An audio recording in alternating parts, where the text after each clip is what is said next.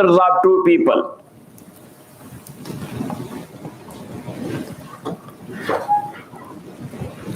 Abu Bakr radiallahu ta'ala an already had started the prayer.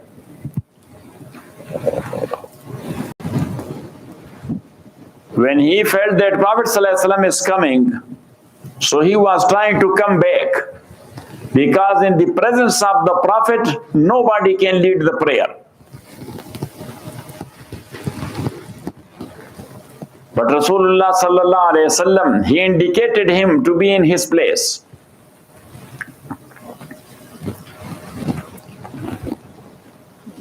So Prophet sallallahu alayhi wasallam asked the two guys that make me sitting to the left of Abu Bakr, left side of Abu Bakr radiyallahu anhu.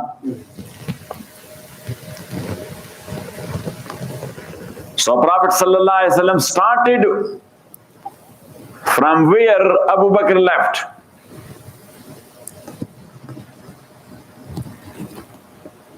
And this is one support of the saying of Abu Hanifa rahmatullahi alayh, that if Fatiha is farz for one behind Imam. So Abu Bakr had prayed one rakat. Yes. And in that rakat, Rasulullah sallallahu or the second rakat, yes, he had recited some part of Fatiha. So now Rasulullah sallallahu alaihi wasallam started from where Abu Bakr left. So what about that part of Fatiha? Got it? Has Rasulullah sallallahu alaihi wasallam repeated it? No. Has that rakat was counted a rakat of the Prophet? Yes. So it means that for Muqtadi, recitation of Fatiha is not farz. Got it? And now he became Imam, so that's why he started, for example, from that place, Ihdina Sirat al-Mustaqim. Got it? So Rasulullah sallallahu alaihi wasallam was leading the remaining prayer now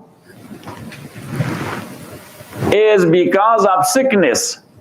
His voice was very weak, so he was saying slowly, Allahu Akbar. And Abu Bakr was loudering his voice, Allahu Akbar. The Prophet ﷺ was saying, Sami'allahu liman hamida. So Abu Bakr said, Rabbana walakal hamd.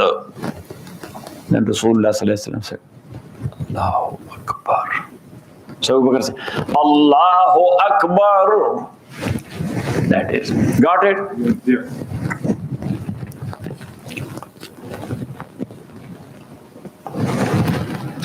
So Imam Shafi rahmatullahi alayhi, he says for a muqtadi to recite Fatiha as far as behind Imam in Jahri prayer and Sirri prayer. Jahri where the Imam recites loud, Sirri where he recites slow. While Imam Malik and Imam Ahmad rahimahumullah, their actual mazhab is that in Jahri prayer there is no recitation. And in Sirri prayer it is recommended for Muqtadi to recite. Not farz or wajib, it is recommended.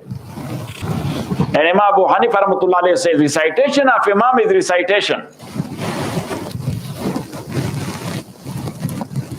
He is reciting loud or slow, that is recitation and that is done. So this is one masala. The second masala is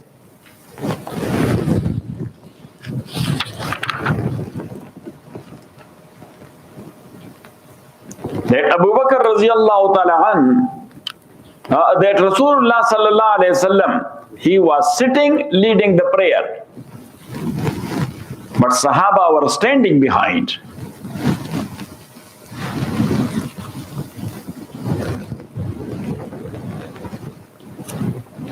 So it means that sitting of Imam does not give an excuse to the Muqtadi to sit behind him.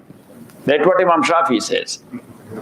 Because he says that Muqtadi's position should not be higher than Imam.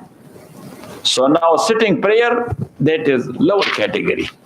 Standing prayer, that's the higher category. If the Imam is sitting and Muqtadi is standing, so it means that Muqtadi has a highest position in prayer than the Imam, while Muqtadi has to be the like of Imam or a little bit less than him. That's why the Muqtadi is going after Imam. Imam starts Allahu Akbar, then the Muqtadi starts. Got it? So he says not to be in higher condition than the Imam. So if the Imam for reason is leading prayer in sitting, so the Muqtadis without reason they have to sit behind him. But we said here, got it? Yes. And he referred to Ghazwa Uhud, where Rasulullah sallallahu alayhi wa sallam in Masjid Fasih. Tarjan, you remember when we went there in Uhud, inside? Yes. The small place I told you, that this is the place where the Prophet sallallahu alayhi wa sallam led the prayer. Got it? Yes. So he was sitting and Sahaba were sitting behind him as well. Imam Shafi is referring to that. We said number one, that was for reason. The reason was that all of them, they were tired and they were injured. They were injured in Battle of Uhud. That was a tragedy. And Prophet ﷺ was too much injured. So they were unable to do that in standing. And number two, still the mushrikeen in Makkah, from the hilltop, they were shooting them. Yes, with the arrows. So if they were standing like this, Allahu Akbar, Samela, so they would have shoot them. So when they said, they were unable to see them. They were unable to see them. So for reason, Rasulullah sallallahu alaihi wasallam was sitting in Sahaba. And let's say that, okay, that was the rule, that if Imam is sitting, Muqtadis should be sitting. But that was in 3rd year after Hijrah. And Rasulullah sallallahu alaihi wasallam, he passed away in 10th, 11th year after Hijrah. So this is the nasikh and the abrogator, and that has been abrogated. Got it? Yes. Yes. And the third issue is that if there is one Imam and one Muqtadi, so Muqtadi has to stand to the right side of Imam. Because there they put Rasulullah sallallahu alaihi wasallam to the left side of Abu Bakr. So now Rasulullah sallallahu alaihi wasallam was Imam and Abu Bakr was his Muqtadi. Got it? Yes.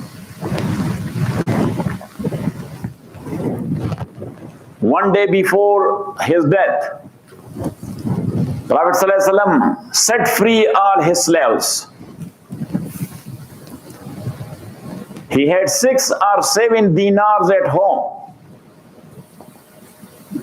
So he gave that in charity. And the weapons of the Prophet ﷺ, 7 almost swords were hanging on the wall. One Christian has written a book that what's wrong with the Muslims? They are not making preparation, how to defend themselves. He said why they are not getting the message of their Prophet. That on his death night, he did not have enough oil to have light. And Sayyidah Aisha radiallahu ta'ala anha, she asked one lady to borrow her some oil to put it in the lamp and to lit the lamp. So he did not have oil to lit the lamp, but with the wall, 7 swords and also the shields, they were hanging because he was every time ready for defense.